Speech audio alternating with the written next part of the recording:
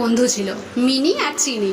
Mini আর চিনি সব সময় একসাথে থাকতো, একসাথে ঘুরতো, একসাথে খেত, একসাথে শুতো, সব কিছু করতো।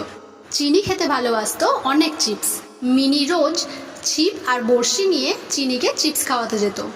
চিনি চিপসগুলো খেত আর মিনি দাঁড়িয়ে দাঁড়িয়ে ভাবতো চিপস খায় বলেই হয়তো ও জলের মধ্যে ভাসতে পারে। একদিন মিনি তার বন্ধুকে খাওয়াতে গেল না।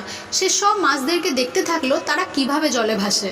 হঠাৎ করে তার নজরে পড়লো একটা মাছের পেট অনেক মোটা ছিল। সে তখন ভাবতে লাগলো নিশ্চয়ই এর পেটে চিপস আছে। সে সারা রাত সারা দিন জলের কাছেই কাটিয়ে দিল আর মাছদেরকেই দেখতে থাকলো। সে অনেক রেগে যায় তার বন্ধুর ওপরে আর তাকে ছিপ দিয়ে ধরে ফেলে আর বলে তোকে এক্ষুনি খেয়ে নেব। বন্ধু তখন ভয় পেয়ে যায় আর তাকে বলে ঠিক আছে ঠিক আছে, আমাকে খাস না, তুই যা বলবি আমি তাই করব। তখন মিনি তাকে বলে তুই কি করে জলে ভাসিস সেটা যদি তুই আমাকে বলে দিস তাহলে আমি আর তোকে খাবো না। সেটা শুনে চিনি তাকে মজা করে বলে এই যে তুই আমাকে রোজ চিপস খাওয়াস, এই চিপসের জন্যই তো আমি জলে ভাসতে পারি। তখন থেকেই মিনি ঠিক করে সে রোজ চিপস খাবে আর জলে ভাসবে।